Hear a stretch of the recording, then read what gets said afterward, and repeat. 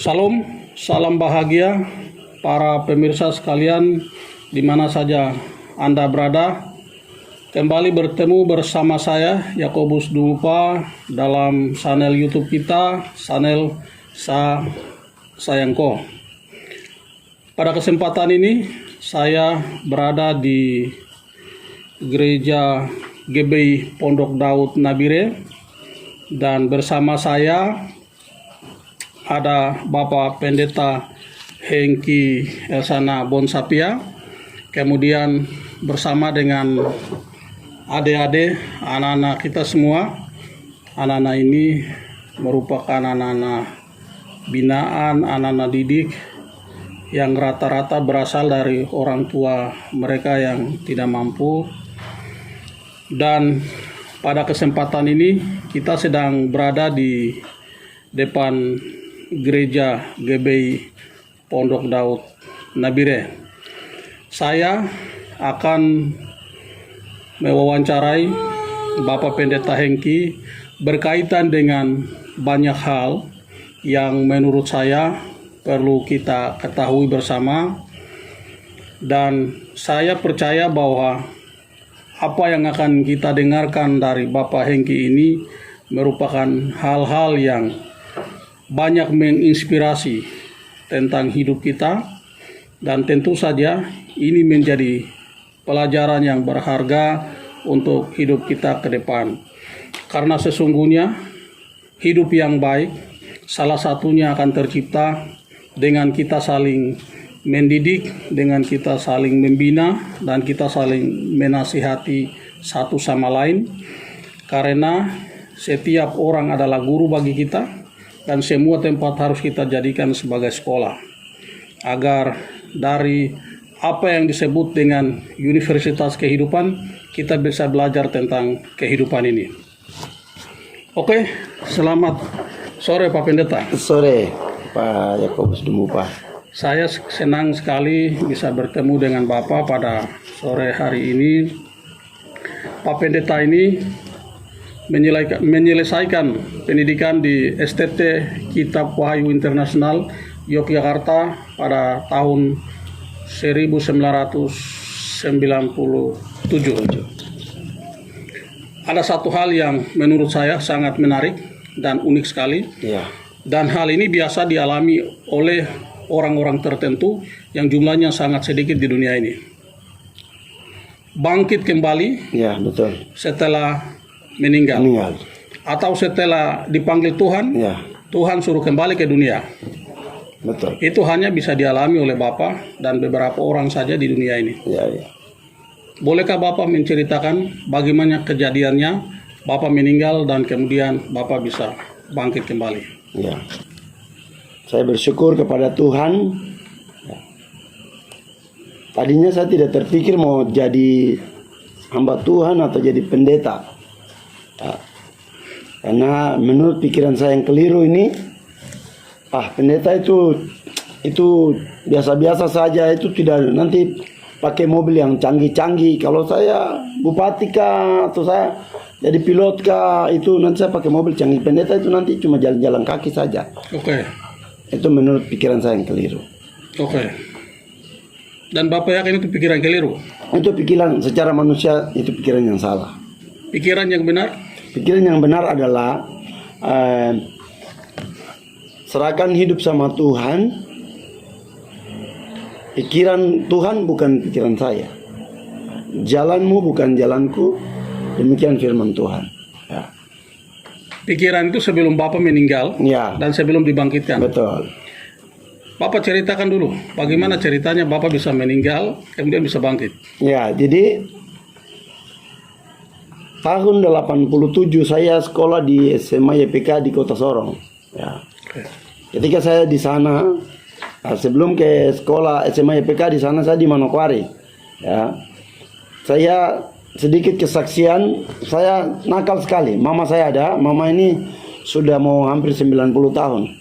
Mama jadi saksi bagaimana saya ini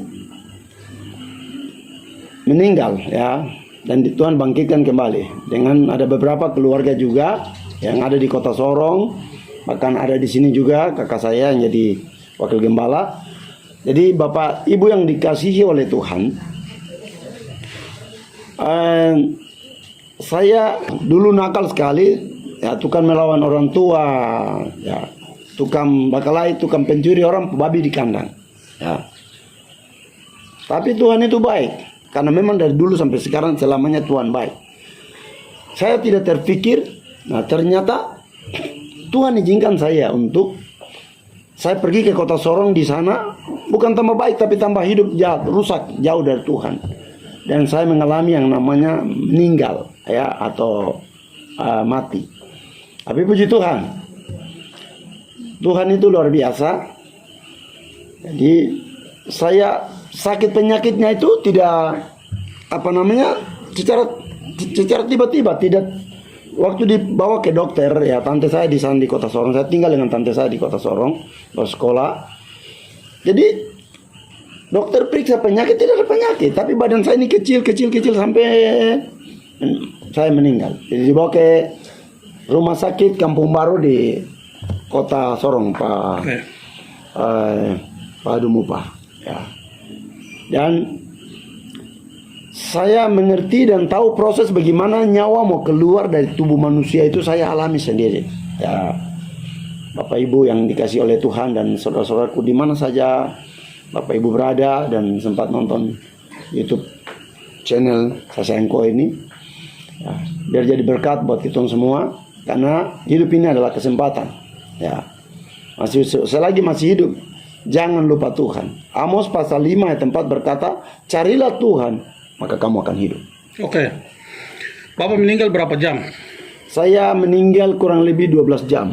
Selama 12 jam itu Bapak kemana saja? Ya. Atau apa yang Bapak rasakan? Bapak bertemu siapa? Dan Ya. siapa yang membangkitkan Bapak untuk kembali ke dunia? Tuhan. Jadi waktu nyawa terlepas dari tubuh, saya dibawa oleh Tuhan, ya, ke satu tempat yang namanya Alam Barsa atau Hades. Ya. Ya, bukan Hades yang itu aqua orang minum-minum kayak itu, bukan, ya.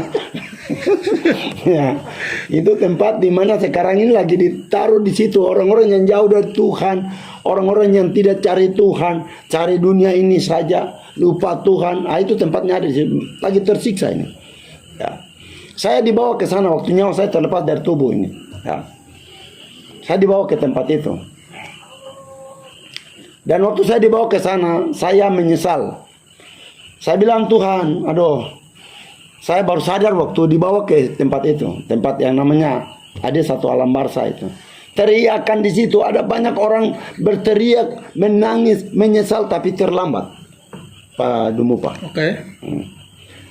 Jadi setelah saya dibawa ke situ, terus saya dibawa ke satu tempat lagi yang namanya Firdaus. Oke. Firdaus itu yang ketiga dua orang penyamun itu yang di sebelah kanan. Dia bilang sama Yesus, kalau nanti kau datang memerintah jangan kau lupa saya. Tuhan bilang, hari ini kau sama-sama dengan saya di Firdaus. Oke. Setelah di Firdaus? Ya, waktu di Firdaus, saya dibawa dan saya melihat bagaimana keindahan Firdaus, dan di situ pujian-pujian yang dinaikkan oleh para malaikat dan orang-orang yang ketika ada di dunia ini, mereka setia ikut Tuhan, cari Tuhan, dan waktunya Tuhan panggil, mereka lagi kumpul di situ. Itu mereka memuji Tuhan, menyembah. Waktu saya dibawa ke sebelah Tuhan, kalau Tuhan kasih saya hidup kembali, saya akan memuji Tuhan seperti orang-orang ini. Ya, saya bilang sama Tuhan begitu. Ya, ternyata Tuhan itu luar biasa baik, karena Tuhan punya rencana yang luar biasa untuk saudara dan saya, saudara yang dengar hari ini kesaksian ini, dimanapun engkau berada. Ya, Tuhan sayang kita selama kita masih bernafas. Ini masih ada kemurahan, masih ada kesempatan. Saya bilang begitu sama Tuhan. Terus nyawa saya dikembalikan. Bapak Ibu, nyawa saya dikembalikan.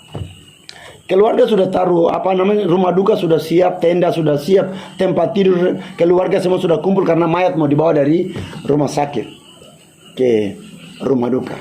Oke. Waktu berjanji sama Tuhan, kalau saya dihidupkan kembali, saya akan bertobat dan akan memuji Tuhan itu. Kemudian Bapak Pendeta bangkit kembali. Ya.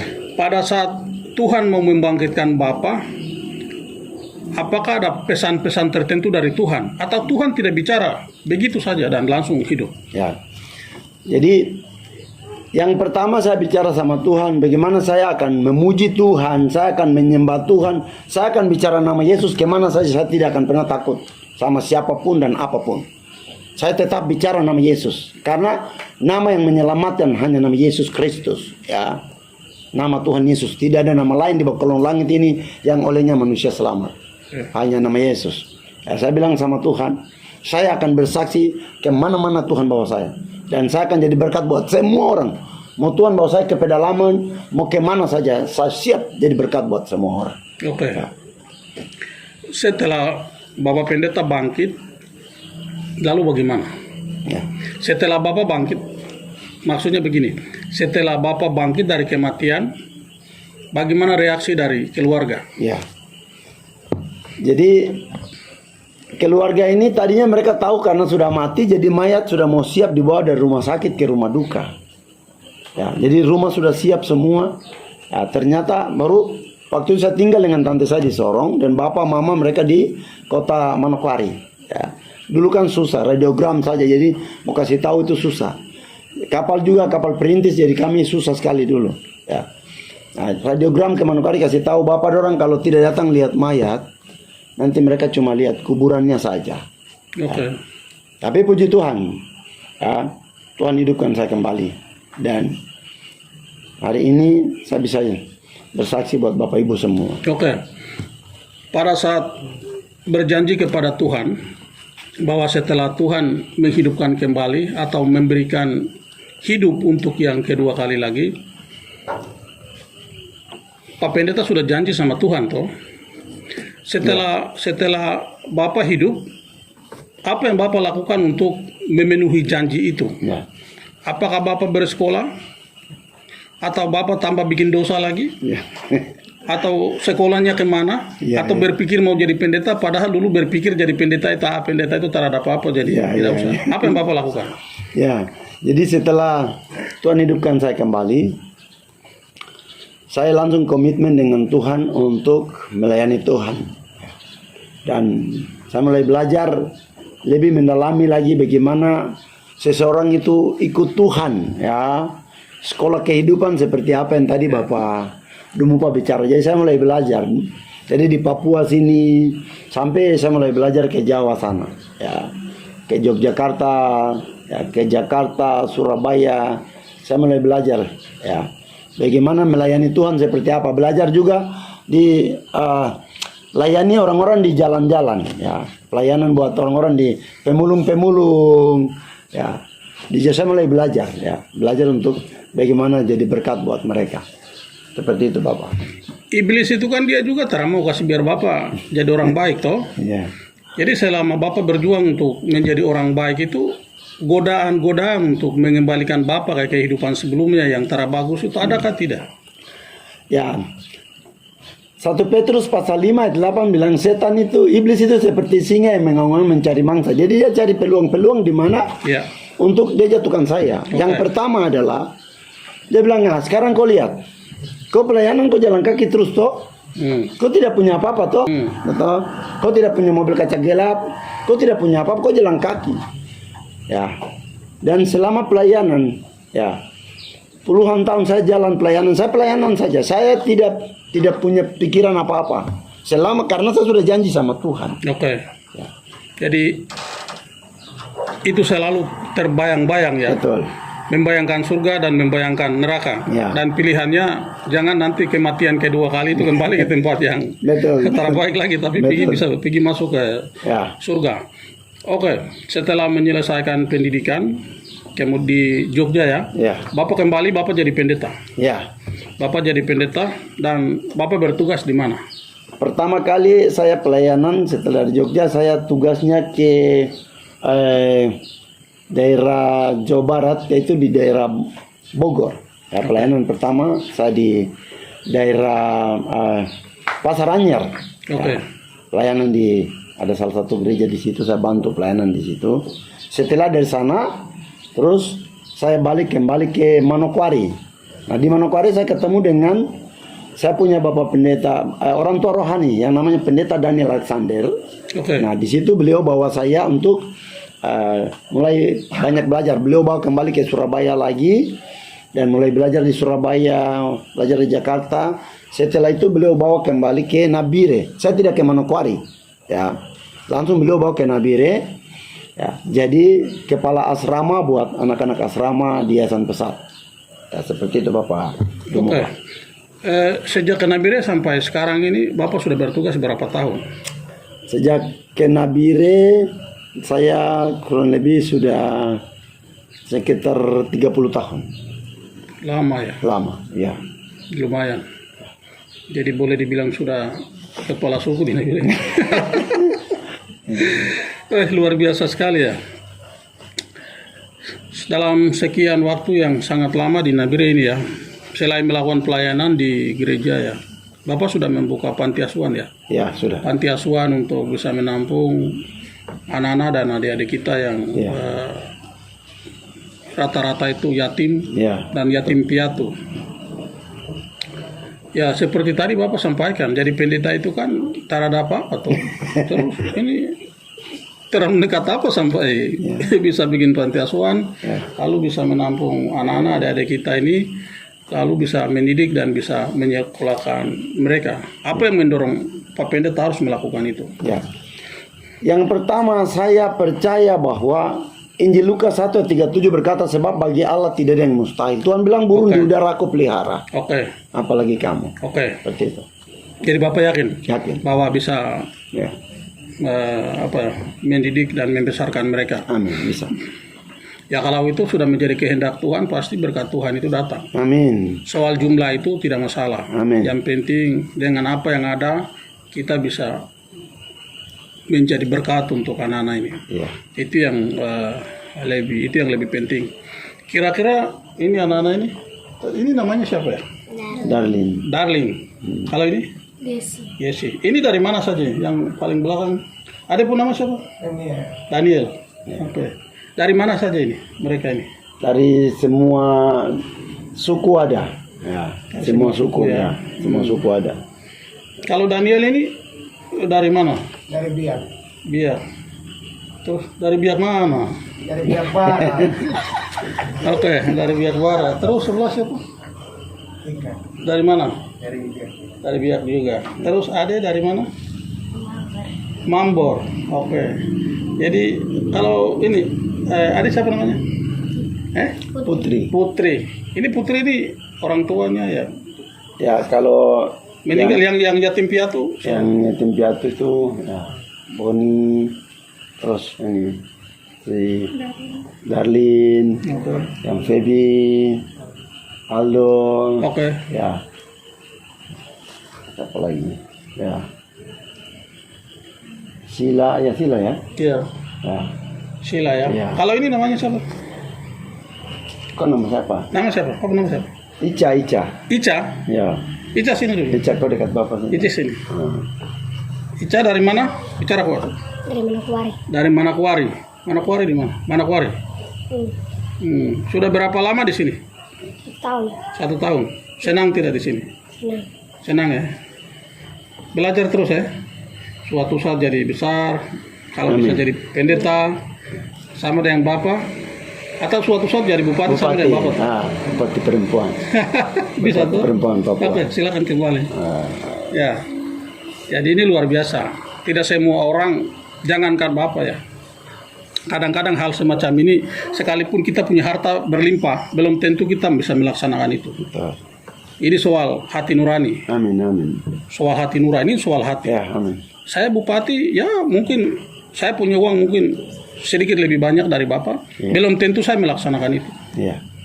Dan ini hal yang sangat luar biasa dan Bapak sudah menginvestasikan kehidupan dan menginvestasikan masa depan. Amin. Hal-hal itu yang kadang jarang kita lakukan. Iya, iya. Dan Amin, itu sesuatu yang luar biasa. Amin. Dan Bapak yakin ini nanti ada yang jadi bupati, Ya, ada yang jadi amin. gubernur, Amin. ada yang jadi pendeta, Ya, ada yang amin. jadi ibu guru, bapak guru, Amin. pokoknya apapun. Ya. Jadi hidup ini harus diwariskan dan kita punya hidup ini, mereka inilah yang akan mewariskan. Amin. Dan itu Bapak luar biasa dan saya percaya Tuhan pasti akan memberikan berkat yang terus melimpah. Amin. Baru-baru Bapak meresmikan TK dan PAUD ya. Betul. Untuk apa tujuannya ini? Tujuannya adalah visi dan misi. Yang pertama adalah memuridkan murid yang berkarakter Kristus. Oke. Itu yang pertama. Oke. Yang kedua, ya, misinya adalah menyatukan semua suku, bangsa, kaum, dan bahasa di dalam kasih Yesus. Karena semua suku, bangsa, bahasa itu ada di Papua ini, lebih khususnya Nabire. Ya. Jadi semua yang datang di sini kita harus sayang dorang. Ya. Karena mereka adalah bagian dari orang-orang yang harus ditolong dan diselamatkan melalui kasih kita. Kita jangan bicara tentang Tuhan Yesus kalau kita tidak punya kasih buat semua orang yang datang di sini. Oke, baik. Dari sebuah rencana besar yang Bapak harus lakukan sebagai tebusan atas bonus hidup yang Tuhan berikan kepada Bapak. Kebanyakan manusia itu kan Tuhan kasih hidup itu kan cuma satu kali. Ya. Bapak itu Tuhan kasih hidup 2 kali. Artinya Bapak punya tanggung jawab hidup itu 2 kali lipat dari kita orang yang lain. Ya. Karena itu dari janji Tuhan janji Bapak kepada Tuhan yang Bapak bayangkan atau Bapak cita-citakan dalam hidup ini. Selain yang Bapak sudah lakukan, kira-kira apa yang belum Bapak lakukan dan itu merupakan cita-cita dan pergumulan Bapak. Ya. Yang terakhir adalah saya punya kerinduan ada pemimpin.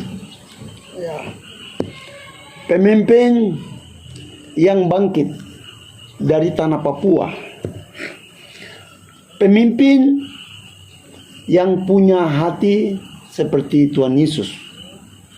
Yang mengasihi Tuhan dan mengasihi semua orang yang ada di negeri ini. Saya rindu pemimpin itu betul-betul mengerti tugas dan panggilan Tuhan.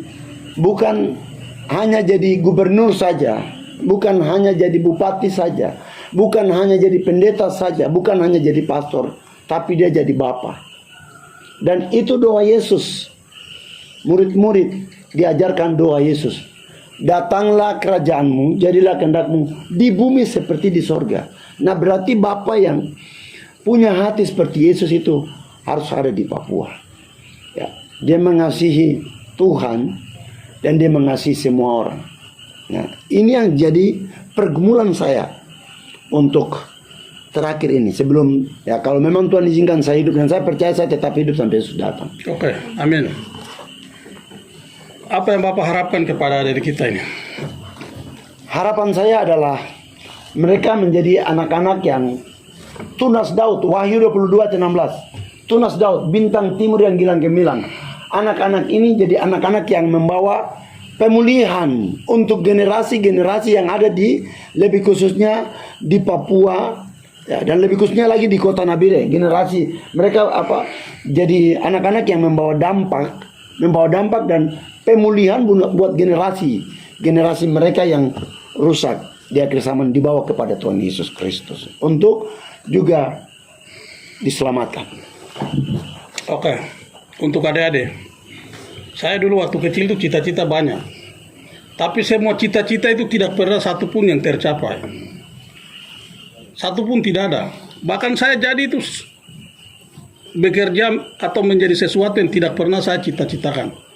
Itu yang saya selalu bilang itu yang saya percaya ya, bahwa kita merencanakan tapi Tuhan yang menentukan. Amin. Amin. Amin. Jadi kalau adik-adik ini pun boleh bercita-cita apa saja, tapi pada akhirnya kita akan mengikuti jalan yang Tuhan sudah tentukan. Iya. Amin. Amin. Dan sekalipun itu bukan cita-cita dan rencana kita, itulah yang terbaik untuk kita. Amin. Dan itulah yang terbaik untuk Tuhan. Amin. Amin. Karena itu untuk adik-adik semua tetap belajar, susah, lapar, sedih, itu hal biasa.